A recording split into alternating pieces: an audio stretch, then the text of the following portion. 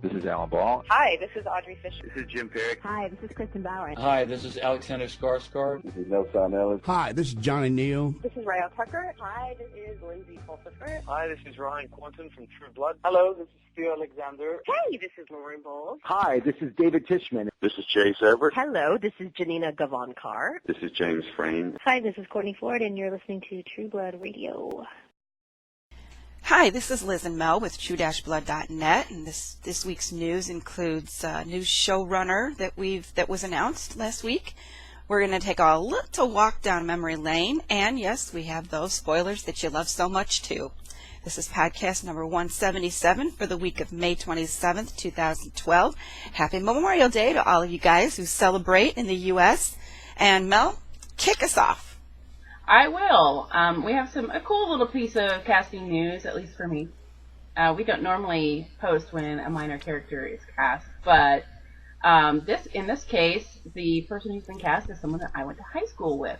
So that was really exciting. I found out on Facebook a couple of months ago that a few weeks ago that he'd been cast.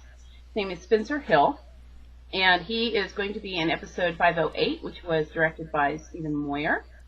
We don't know exactly which role he has yet, but if you go and you look at the casting call under the spoiler section for 508, there's really only a couple of options, and I'm pretty sure it's the one that I invited people to come audition for at my house.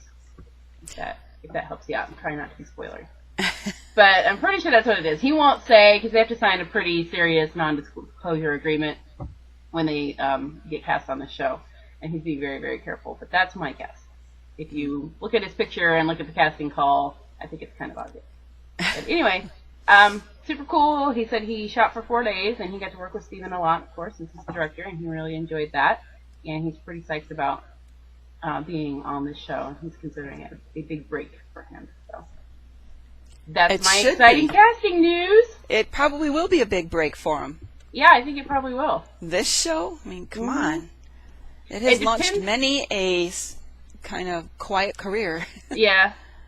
Well, and it depends on what they're having him do. But given the, just the little tidbits that he's shared and that have come out combined with the casting call, I think it's going to be something different than we originally speculated. So it could be something pretty serious and pretty cool for him. So we shall see.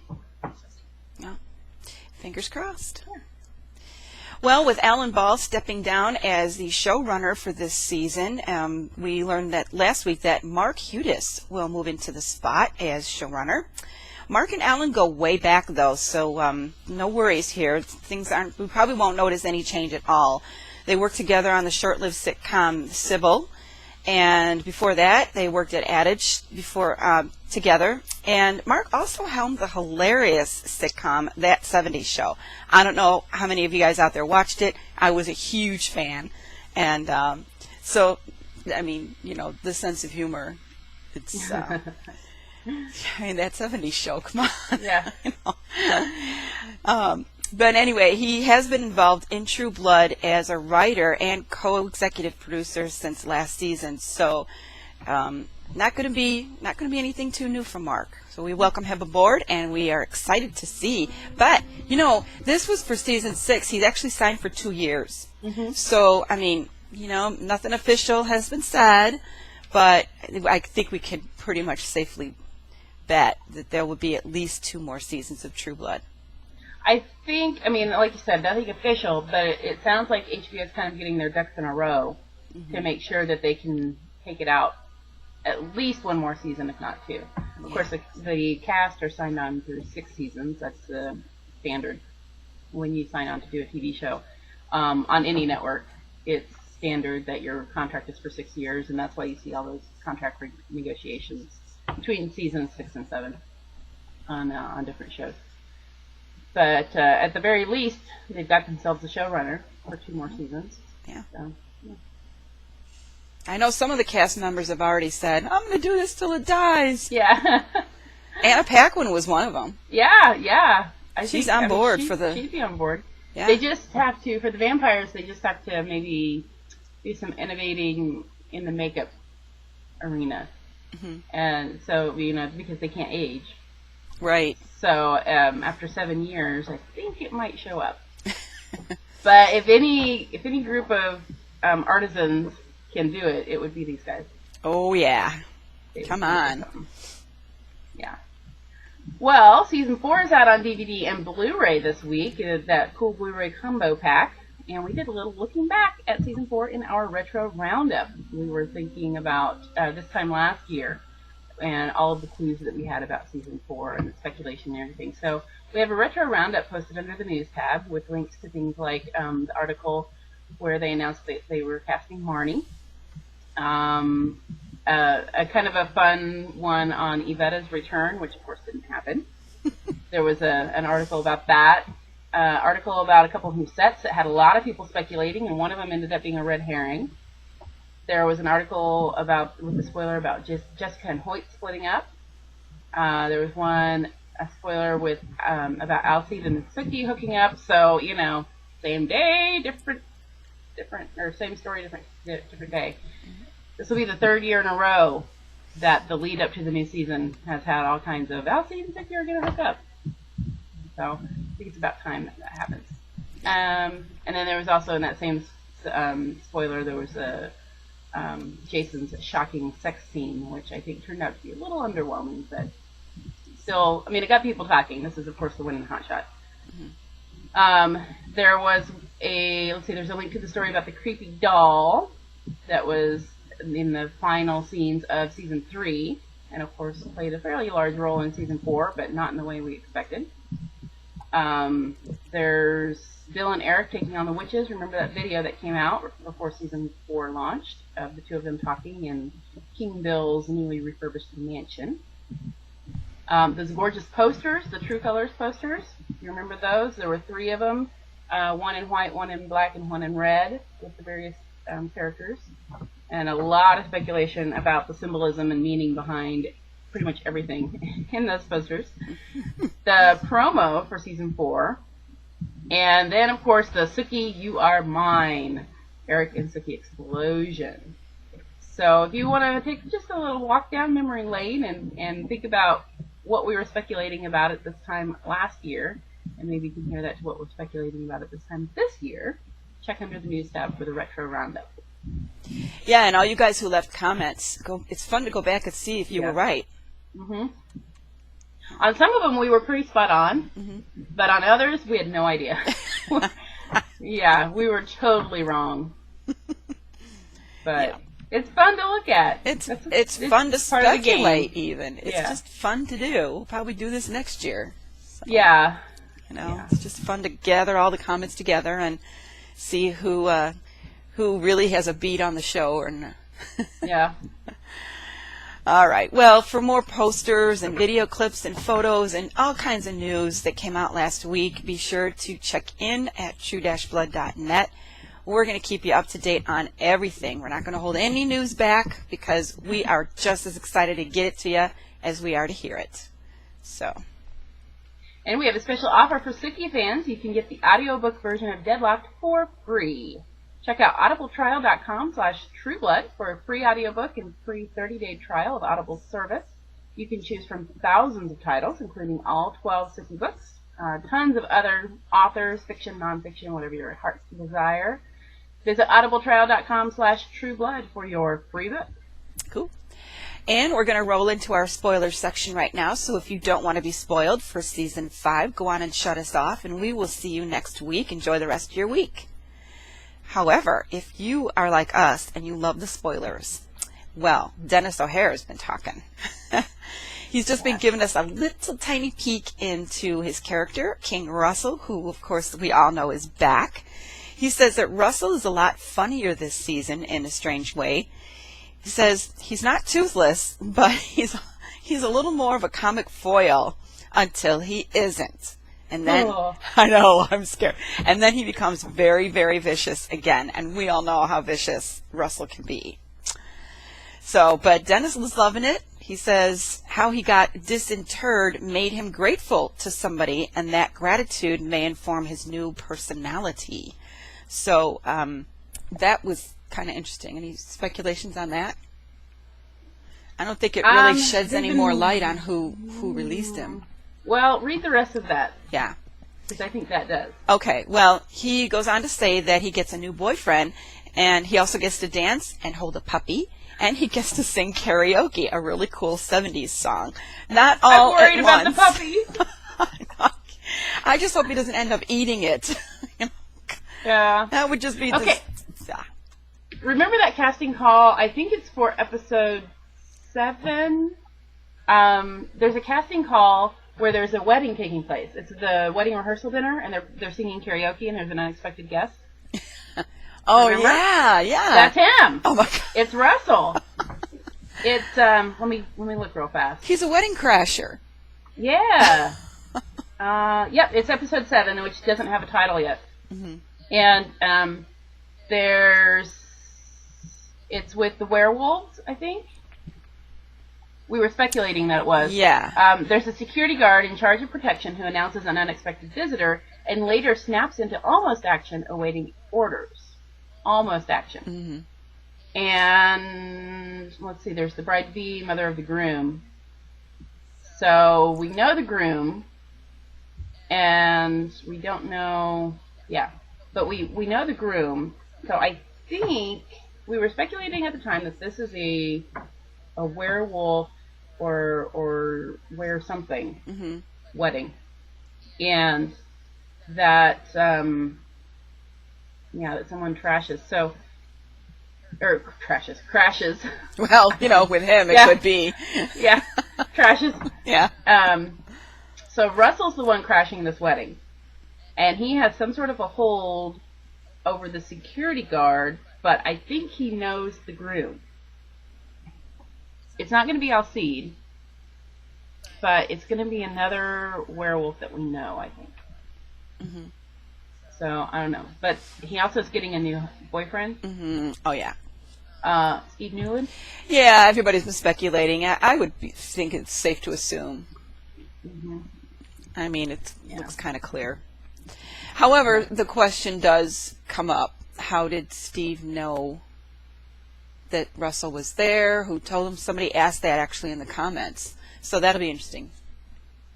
Well, what if Russell turned Steve before he was put in cement? Oh. And therefore, if he's Steve's maker, then they have that connection. Huh. And Steve then may have gone and enlisted whoever this were is to get him out. Uh-huh. That's my guess. Oh. That could be. I mean, just because we didn't see it last season doesn't mean it didn't happen.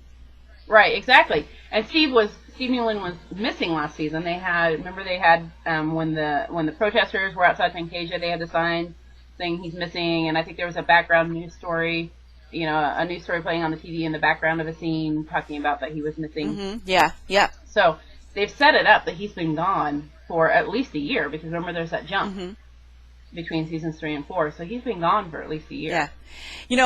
One of the things I love about this show is how they do things like that. They just kind of subtly slip things in there. When you are focused on something else, something bigger that's happening, they slip these little things in there, and then they call back. And then all of a sudden, you're like, holy crap, we should have seen that coming.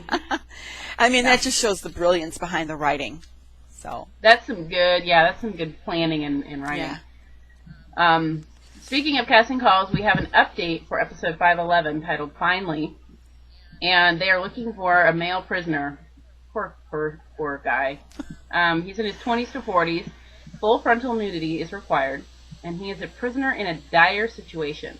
And if you recall, last week we talked about the original casting call for 511. And in that, it's there's a character named Gondry, who is a guard. He's a vampire guard who is described as slimy and conniving. And he's full of amused contempt for the person that he's guarding. So I'm pretty sure that this is the person that he's guarding. Oh, I just have a feeling it's not going to be pretty. No, I don't think it is. I don't know. Nah. Just not. Yeah.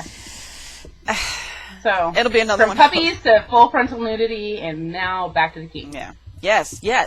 Yeah. The latest promo that was released was the king is back. And of course, it's all showing some scenes with Russell that we haven't seen before. He seems to be begging at the end there. He's begging or pleading his case or something. And I want to gorge on your blood. That doesn't seem like begging to me. Well, he's on his knees before somebody. I'm thinking he's before Roman. Oh. You know, Judgment Day comes to King Russell. Because remember, the authority... And that's how he reacts? I want to gorge on your blood. Well, you know, it could be, you know, him just, I can't help myself. This is who I am. Yeah, vampires are different. You know. Roman might respect that. Well, I mean, it's honest. He might, but he's, you know, the authority, and they're trying to change that. So, I don't know. It may not go well. Russell may be in for some hard times here. Yeah. So. Well, there's also different snippets of him before that. Remember, there's the one of him laying, you know, we'd speculated way back when that first promo with scenes from the episodes came, and someone was being dragged through the dark alley, and then there's blood up on the window. Food. Yeah. That it was for Russell. And now we've seen inside, and there he is laying out, and it looks like there's puppies around him. Oh, God. Puppy. I think, weren't those puppies? I didn't see the puppies. I was focused on him, on the form. At first, I thought they were rats, but when I went back and watched again, I'm pretty sure it's puppies. No! I think he's... Oh, maybe they're kind of doing the Bubba thing with him. Hey! Oh! What if he's the Bubba? And not Tara. Oh, guys, wouldn't that be a twist? Would that be a twist? Dude. Oh my gosh. Make Russell the Bubba character. He's already unhinged. Yeah. So it wouldn't take much. Oh, wow. Wouldn't that be something? I think I just blew my own mind. I think I would love that story. I would love it. Because he would be, you know, the Bubba character in and of himself is kind of creepy. Mm-hmm. But add in the viciousness and the power that you get with Russell, and that is one scary vampire. Super Bubba. Super uber take over the world Bubba. Okay. That could be really cool. That could be cool. There could be a good story in that. I would love it. And that would also line up with Dennis saying that at first he's funny until he's not. Yeah, till the crazies take over. Mm-hmm. Until he gets his strength back. And he can start doing some damage. Oh, you guys, this is going to be an awesome season. I'm telling you. Wow. You know, I can't wait to see Dennis doing this stuff, too, because he's such a marvelous... Because he has so much fun. He does. You could tell. You could tell. Man, I cannot wait for this. Yeah. It's going to be sickening. It is. It's going to be gory. Yeah. Oh. Get ready, Mel. Brace myself. It's going to be gory. Buy some new pillows. Uh-huh. Oh. Also, there's a few more new scenes in here. There's one where Suki's at the table and she says, "A 3,000-year-old vampire wants to suck my blood. Must be Thursday." And there's just this edge of panic, of hysteria in the way she delivers that line. That's really wonderful. Yeah, so there's also a few scenes that were in the promo that I think we talked about last week that has since been pulled. I think it got out when it wasn't supposed to. We had posted about it. We posted it on the site. I can't remember if it was before or after the last podcast, but we posted it, and there was a scene like where Eric's coming out the front door and the net falls over him. That was in there, and there's a few other scenes in that. I think that is a promo for later, and it got sent out early, and maybe someone's unemployed now. But a few of the scenes from that promo are in this one as well. And then some that we'd already seen. There's, Jessica munching on a blonde that we still can't decide if it's Sarah Newland or Suki. A little bit from that scene between Eric and Pam, where she's saying, "I can't believe you think I would disinter Russell." Right. There's a little bit more with her, too, where she's... Well, I mean, one scene, she's just waking up. It looks like she's inside her coffin, but it looks like she's reacting to something that she heard or felt or something. Did you get that impression? Yeah, she's reacting to something. Something woke her up. Yeah. And I wonder if that's not Sookie crying for Tara, calling for help. Oh. And Eric maybe ordering him. I don't know. I think it might have something to do with that. Yeah. Or it could be that Eric is in danger and she can feel it. Because there's also some stuff with Bill and Eric and the Authority in there. Right. I'm really glad that they're putting so much Pam in the promos, because it seems like that must mean that she's in the season more, I hope right? so. She's a favorite. Yeah. Give her stuff She's to do. just as much of a favorite as Eric and Bill and Sookie. Mm-hmm. So. Get her on screen. Yeah. I think the big anticipation, though, is Chris Maloney. Oh, for sure. Yeah. Every time we post something about him, you guys are like, oh, yeah. And you know what? And the hype is building because his fans are like just all over this. Yeah. And did you guys see we posted the behind the scenes video of the photo shoot for he and Anna for TV Guide? Yeah. Which that's an Isn't awesome it though? cover, the two of them. And the video is just so funny. Oh my goodness. They are clearly having a good time. Yeah. Anna talks about why she was cast as Sookie. Because I'm a fairy. I can shoot light out of my fingers. I'm also telepathic. Like, oh my gosh, girl. Oh, she was. I love her snark. And then Chris is joking. Yeah, and Chris is joking around, and yeah, good stuff. For all the very, serious images that they portray in the photos, they're very, very stoic and big things are happening in Bon Tom, and we're serious about it. And then you get this video, and they're just cracking me up. I love it. Which explains why we don't get bloopers with these DVDs. Yeah. Just take too much away from the show. Yeah, exactly. So, but the photo shoots are fun. Those are fun. Yeah. But knowing Steven and Alex's sense of humor, and throw Chris Maloney into the mix, I mean, are you kidding me? How did they get anything done? I don't know, but man, I would love to have been on set just to watch the three of them. No kidding. Wow. Crazy boys. They're I just know. silly. Fun Having stuff. a good time. Yeah. Well, I think that's it for this week. It's kind of a little bit of a short one, but we're getting close. It's only a couple more weeks before the premiere, so then we'll have tons to talk about, and we're pretty excited. So, but for this week, that's it. And of course, when it does June 10th, you guys are all invited to join us at True-Blood.net. We will be hosting our live chat as usual. And enjoying the season premiere of what looks like a fantastic season. So come on and join us. Have some fun. And don't forget to bookmark True-Blood.net. Keep yourselves up to date on all the news. You can also follow us on Twitter at True-Blood.net and find us on Facebook as well. Convenient links are posted in the sidebar on our main page. And we want to thank you all for watching. We also want to thank Minda for editing our podcast.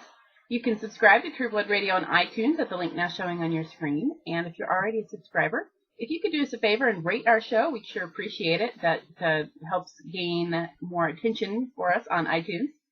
And you can also listen to us on Stitcher. The free app allows you to listen to podcasts without downloading them and using up your phone or iPod memory.